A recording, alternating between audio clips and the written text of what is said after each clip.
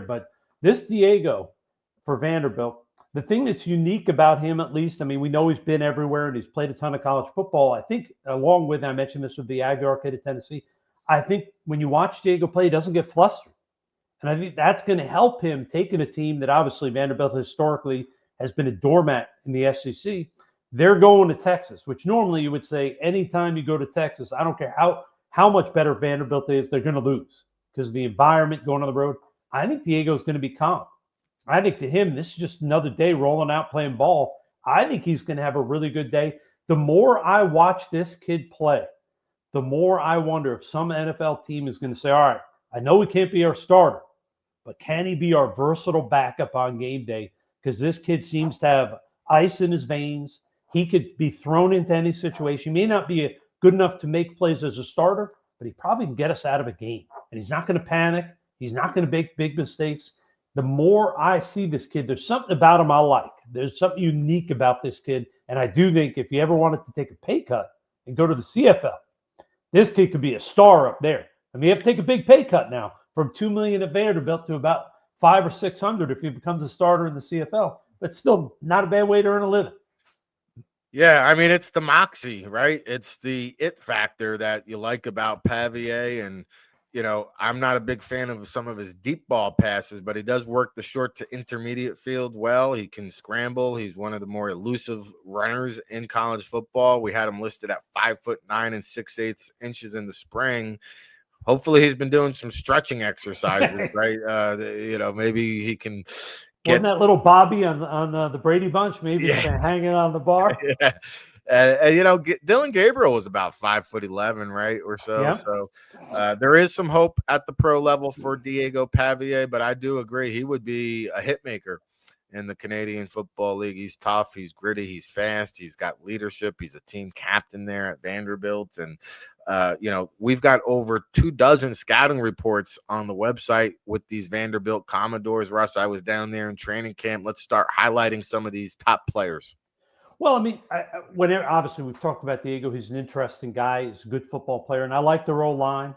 Chase Mitchell, the left tackle. Bryce Henderson, the right tackle. A little bit different. Chase is sort of a thicker 6'3", 6'4" type guy. Strong side offensive tackle.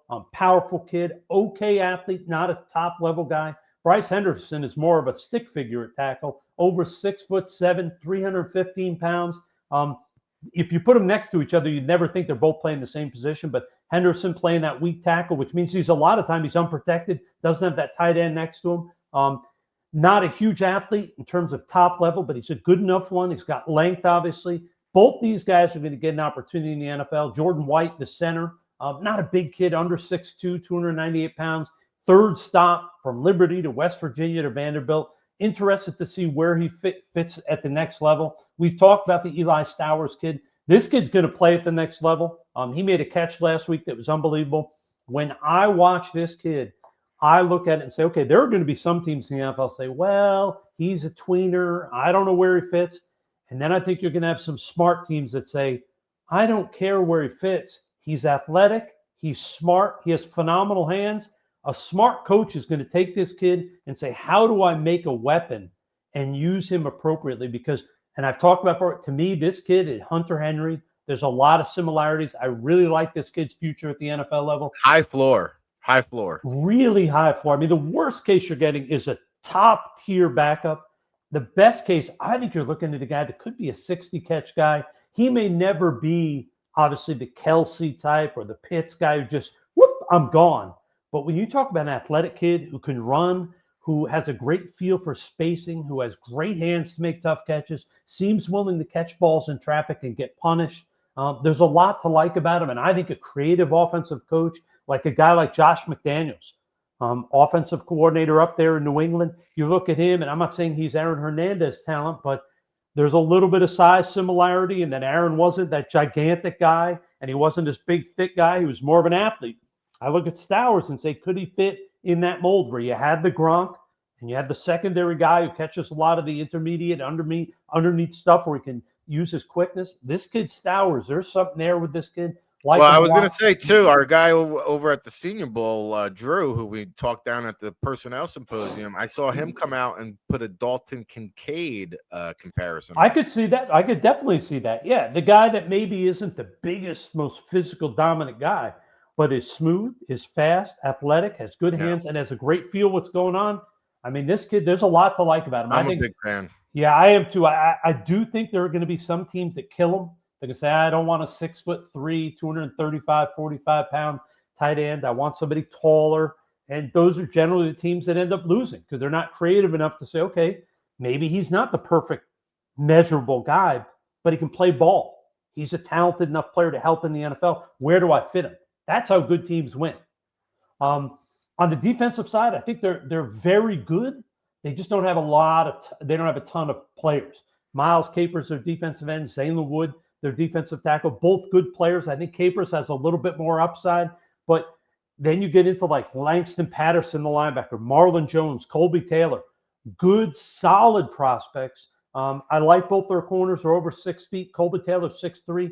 But when I look at them, I don't see a guy other than maybe Miles Capers who's probably getting drafted. I think a lot of these guys are 6th, 7th rounders, undrafted guys in that fringe area.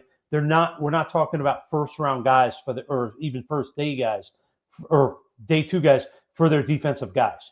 Yeah, I mean, the one guy that fits in that mold is Corday Sidenor, who I saw down there. He's just a gargantuan body, 6'4" and 3/8 inches, bulked up 15 pounds, 272 pounds, big 35-inch arms, 84-inch wingspan. He's been a run stuffer. I was a little bit concerned about his conditioning when I saw him back in August. Looks like that's going to hold up okay. Coaches tell me he loves the process. He's always smiling. He's not afraid to hold players accountable and even be confrontational if needed. Now, he's not going to be a weight room guy or some big athletic tester. The strength coach actually compared him to Khalil Kasim, who he had in Notre Dame. So just a guy worth noting. Also, another guy to just be aware of. And the coaching staff told me he will not declare this year, but things change. You never know. He's not having a stellar season. He started off hurt, but Martell Height, he's the poor man's version of Travis Hunter. He plays cornerback. He plays wide receiver. He'll even return kicks a little bit. And offensive coordinator Jerry Kill has actually reached out to Coach Prime and been consulting with Deion Sanders in terms of how to utilize such a weapon in Martell Height, 6 foot, 188 pounds, runs like the wind out of Rome, Georgia, just somebody to keep an eye on. And we talked about Eli Stowers, and I'm a big fan of Stowers, but Cole Spence has come on, 6'5" and 6'8", 255 pounds. He's known for his blocking, but he's actually had a more involved role in the offense.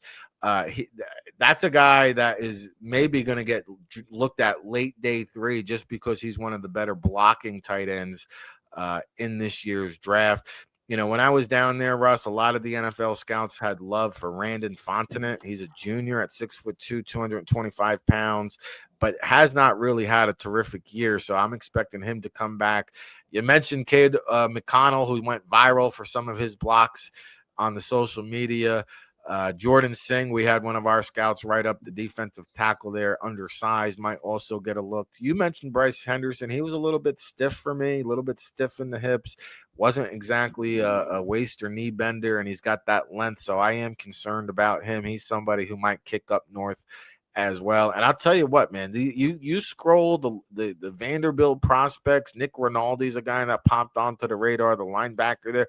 I mean, they really have hammered the transfer portal. They got the kid out of Germany, Odatara, 6'6", 320 pounds. He's a draft eligible guy. There's a slew of prospects on these Vanderbilt Commodores.